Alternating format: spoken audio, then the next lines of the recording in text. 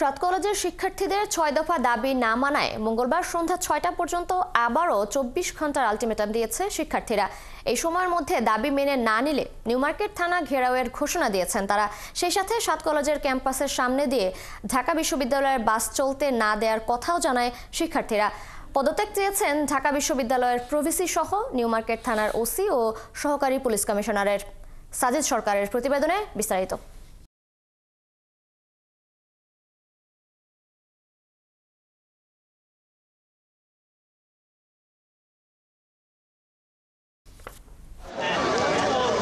পূর্ব ঘোষণা অনুযায়ী ঢাকা কলেজের শহীদ মিনার প্রাঙ্গণে সোমবার সকাল 10:30 থেকে জড়ো হতে থাকে সাত কলেজের শিক্ষার্থীরা।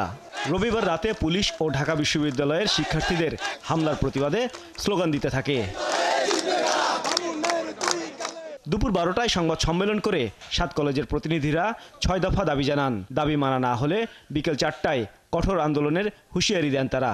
ঢাকা বিশ্ববিদ্যালয়ের প্রশাসন আমাদের উপরে লাঞ্ছনা, বঞ্চনা, বিভিন্নভাবে হ্যায় প্রতিপন্ন করে আমাদেরকে আরো ড্যামেজ করার চেষ্টা করেছে। অতি সত্বর সাত কলেজের এই যে সংকট, সেই সংকটের সমাধান করতে হবে। বিকেল 3:30টায় সিদ্ধান্ত হয় ঢাকা কলেজের অধ্যক্ষের সাথে বৈঠক শেষে তারা তাদের সিদ্ধান্ত জানাবেন।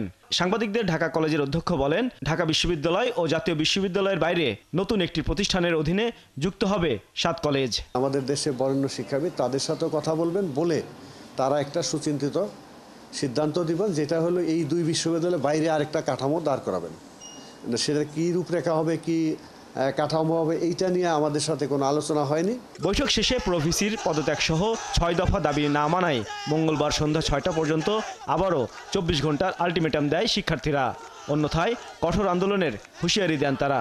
নিউ মার্কেট থানার ওসি ও সহকারী পুলিশ কমিশনার সহ দায়িত্বরতদের ২৪ ঘন্টার মধ্যে প্রত্যাহার না করলে নিউ মার্কেট থানা ঘেরাও কর্মসূচিও দেয়া হয়। অনতিবিলম্বে আগামী ২৪ ঘন্টার মধ্যে এই প্রভিসিকে তার পদ থেকে পদত্যাগ করতে হবে।